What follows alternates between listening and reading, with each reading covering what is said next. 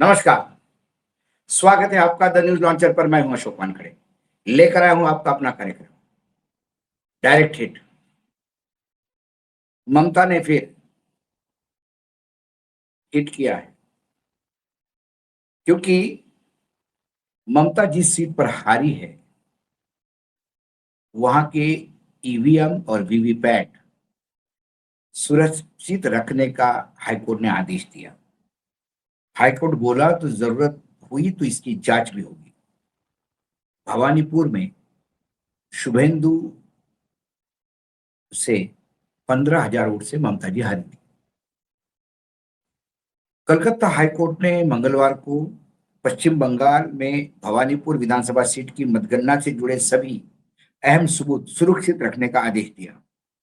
अदालत ने रिजल्ट में गड़बड़ी के आरोप पर सुनवाई करते हुए कहा कि ईवीएम, वीवीपैट, सीसीटीवी फुटेज और अन्य संबंधित रिकॉर्ड संरक्षित रखे जाए। जस्टिस गौरांग कांत ने मतगणना केंद्र बने शेखावटी मेमोरियल स्कूल के अंदर और बाहर लगे सभी सीसीटीवी कैमरे के फुटेज सुरक्षित रखने का निर्देश दिया है। कोर्ट ने कहा, जरूरत पड़ने पर इन सभी साक्ष्यों की जांच होगी। अदालत की अनुमति के बिना इन्हें ना तो मिटाया जाएगा, ना ही बदला जाएगा, ना ही नष्ट किया जाएगा और न ही इसके साथ किसी तरह की छेड़छाड़ की जाएगी। अदालत ने मामले में सभी संबंधित पक्षों को शामिल करने के लिए आदेश दिए हैं। इसके तहत शुभेंदु अधिकारी, उनके सलाहकार सुभद्र गुप्ता और सुनील अग्रवाल को पक्षकार बनाया जाएगा। भवानी सीट पर शुभेंदु अधिकारी ने पूर्व मुख्यमंत्री यानी ममता बनर्जी को 15,105 वोटों से हराया था। ममता बनर्जी ने 16 जून को भवानीपुर सीट के चुनावी नतीजों को कोलकाता हाईकोर्ट में चुनौती दी थी। ममता खुद याचिका दाखिल करने हाईकोर्ट पहुंची और रिजल्ट की वैधता की जांच करने की मांग की। उन्होंने याचिका में कहा कि चुनाव गलत तरीके से हुआ। 12 राउंड के काउंटिंग के बाद इलेक्शन एजेंट और मुझे पीटा गया और बाहर कर दिया गया। भवानीपुर सीट से ममता 3 बार विधायक रह चुकी है। चुनाव के दौरान उन्होंने मतगणना में गड़बड़ी और अपने साथ मारपीट के आरोप भी लगाए। 4 मई को बंगाल विधानसभा के रिजल्ट आए थे। एक दिन पहले 3 मई को काउंटिंग सेंटर के बाहर हंगामा हुआ था। टीएमसी कार्यकर्ता ने आरोप लगाया था कि बीजेपी के झंडे वाली कार बिना जांच किए भवानीपुर स्ट्रांग रूम परिसर में एंट्री दी गई है। इस दौरान ममता करीब 4 घंटे स्ट्रांग रूम में रही। ममता ने मतगणना के दिन आरोप लगाया था कि राज्य के कई सीटों पर जानबूझकर मतगणना रोकी गई। भाजपा और चुनाव आयोग ने मिलकर चुनाव को प्रभावित करने की कोशिश कर रहे थे। ममता ने दावा किया कि केंद्रीय बल और भाजपा के दबाव में काम हो रहा है। ममता 4 मई को शेखावटी मेमोरियल स्कूल में काउंटिंग सेंटर पे पहुंची। कुछ देर वहां रहने के बाद बाहर आकर कहा था कि उनके पोलिंग एजेंट को जबरदस्ती बाहर निकाला गया। ममता का आरोप था कि उन्हें धक्का दिया गया और मारा पीटा गया। साथ ही काउंटिंग सेंटर में प्रवेश नहीं करने दिया गया। उन्होंने कहा था कि ये पूरा इलेक्शन जो है रिग्ड है।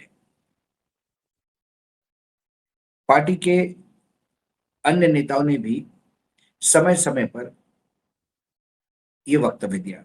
अभिषेक बनर्जी जो जनरल सेक्रेटरी है पार्टी के, उन्होंने कहा था कि हम 100 विधानसभा के मतगणना के जो काउंटिंग सेंटर है उसका सीसीटीवी फुटेज चाहते हैं। आप हमको बता दीजिए 12 बजे बाद का फुटेज बता दीजिए, 12 से 5 बजे तक का। यदि उसमें साफ सुथरी चीजें नजर आई तो हम खुद यह हार मान लेंगे। नहीं तो यह हमारा मानना है कि 100 से ज्यादा मतदान केंद्रों पर, मतगणना केंद्रों पर जो टीएमसी के एजेंट थे उनको भगाया गया और अंदर जो मतगणना हुई वो सिर्फ चुनाव आयोग के अधिकारी, बीजेपी के एजेंट, पैरामिलिट्री फोर्स की निगरानी में हुई है और वहां गड़बड़ी हुई है। अब भवानीपुर काउंटिंग सेंटर का 3 और 4 मई का घटनाक्रम यदि आप देखें तो 3 दिन ये आप स्क्रीन पे भी देख सकते हैं। ममता बनर्जी भवानीपुर के सरस्वती मेमोरियल स्कूल स्थित स्ट्रांग रूम और काउंटिंग सेंटर पहुंची। उन्होंने ईवीएम और मतगणना प्रक्रिया में गड़बड़ी की आशंका जताई। उसके बाद ममता ने कहा कि यदि काउंटिंग में किसी तरह की छेड़छाड़ हुई तो बर्दाश्त नहीं किया जाएगा। उन्होंने पारदर्शिता और निगरानी की मांग की। टीएमसी ने आरोप लगाया कि भाजपा झंडे लगी 2 गाड़ियां काउंटिंग सेंटर के प्रवेश परिसर में प्रवेश कर दिया गया है। पार्टी का दावा था कि विरोध करने वाले केंद्रीय बलों के कार्यकर्ताओं को पीछे से धकेल दिया। टीएमसी ने सवाल उठाया कि सुरक्षित क्षेत्र में इन वाहनों को प्रवेश क्यों मिला। 4 मई को सुबह काउंटिंग शुरू हुई तो पोस्टल बैलेट की गिनती में शुभेंदु अधिकारी आगे थे। बाद में कई राउंड तक ममता बनर्जी में बढ़त बनी हुई थी। शाम को दौरान कुछ समय के लिए मतगणना रोकी गई। एक व्यक्ति मोबाइल फोन लेकर काउंटिंग सेंटर में पहुंचा, इसलिए काउंटिंग रोकी गई। मोबाइल जमा करने के बाद मतगणना फिर से दोबारा चालू हुई। काउंटिंग पूरी होने पर शुभेंदु अधिकारी 15,105 मतों से जीते, यह अनाउंस हो गया। शुभेंदु अधिकारी ने ममता के आरोपों को खारिज कर दिया था। उन्होंने कहा कि ममता ड्रामेबाजी कर रही है, इससे चुनाव परिणाम नहीं बदलने वाला।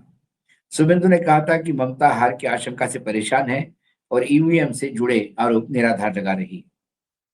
पश्चिम बंगाल में 4 मई को भाजपा 200 सीट जीतकर जो अभूतपूर्व विजय मिली वो कोई बड़ी बात, मतलब वो सबको पता है आपको। शुभेंदु अधिकारी ने 221 में भी नंदीग्राम सीट पर ममता बनर्जी को करीब 1956 वोटों से हराया था। 17 जून 2021 को ममता बनर्जी कलकत्ता हाईकोर्ट में चुनाव याचिका दायर की थी। इससे नंदीग्राम में शुभेंदु अधिकारी की जीत की चुनौती दी थी। रिजल्ट के बाद टीएमसी ने रिकाउंटिंग की मांग की थी, लेकिन चुनाव आयोग ने इसे स्वीकार नहीं किया था। तृणमूल कांग्रेस की प्रमुख ममता बनर्जी ने उनके भतीजे अभिषेक बनर्जी पर हुए हमले, चुनाव के बाद हिंसा, फेरी वालों को हटाने के विरोध में धरना स्थल पर बनर्जी ने कहा, हमें मंच बनाने में और माइक्रोफोन का इस्तेमाल करने में परमिशन नहीं दी गई। पुलिस टीएमसी वर्कर के प्रदर्शन को हिस्सा न ले देने की धमकी दे रही है, मैं इसका विरोध करती हूँ। बहुत सारी बातें हैं जो ममता ने कही, लेकिन ये जो ममता के आरोप थे कि मैं गई, मुझे पेट में लात मारी गई, मुझे धक्के मारे गए। उसके बाद चुनाव आयोग के सीईओ ने, जो सीईओ थे राजस्थान बंगाल के, उन्होंने वक्तव्य किया था कि ऐसा कुछ नहीं हुआ। ममता आरोप लगाती है, वो कहते हैं ऐसा कुछ नहीं हुआ। इसके बजाय यदि वो सीसीटीवी फुटेज जहां ममता एंट्री करती है उनको रोका जाता है, जो हाथापाई जो हुई या नहीं हुई, हो सकता है ममता जी झूठ भी बोल रही हो।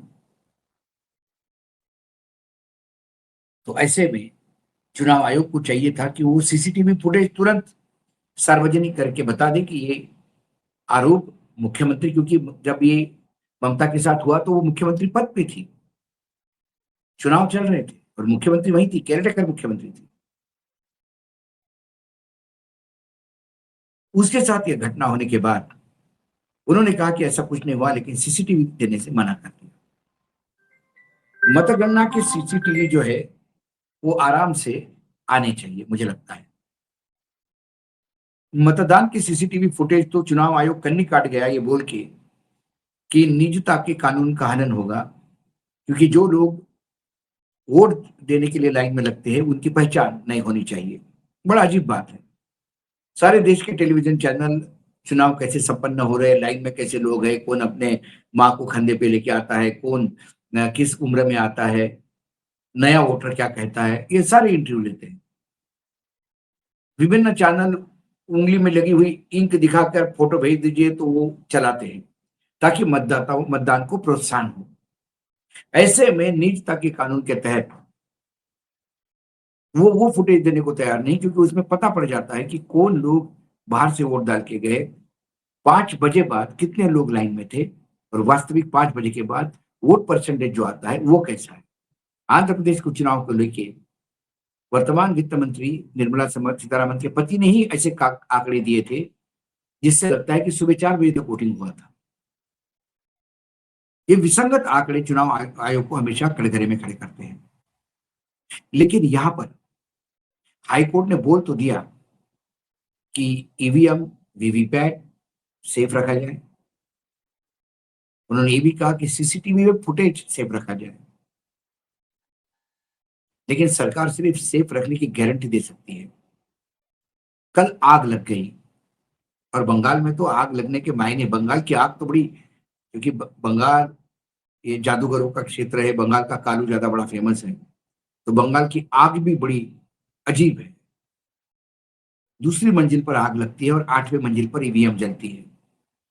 बीच में सारी मंजिलें सेफ रहती है। तो कल यदि ऐसा आग लग गया या कुछ हो गया या सीसीटीवी फुटेज में गड़बड़ी हो गई या बरसात में कुछ भीग गया तो हाईकोर्ट भी क्या कर पाएगा। लेकिन कम से कम हाईकोर्ट का यह आदेश बीजेपी की चिंता तो बढ़ाएगा कि ममता मारपीट का आरोप यूं ही नहीं लगाएगी। यदि उसके साथ हाथापाई हुई और यदि ये सामने आया तो आने वाले समय में ये एक बड़ा केस, एक बड़ा रूप लेगा। इसमें आगे न्यायपालिका क्या कहती है, सर्वोच्च न्यायालय क्या करता है, चुनाव आयोग क्या कहता है, इसमें कई एंगल है और कई लोग इन्वॉल्व होंगे। फिलहाल कोलकाता उच्च न्यायालय का यह आदेश ममता के लिए थोड़ा रिलीफ है और बीजेपी के लिए हिट करता हुआ नजर आता है। आज डायरेक्ट हिट में इतना ही। कल फिर आता हूं किसी विषय के साथ। तब तक के लिए नमस्कार। देखते रहिएगा न्यूज लॉन्च।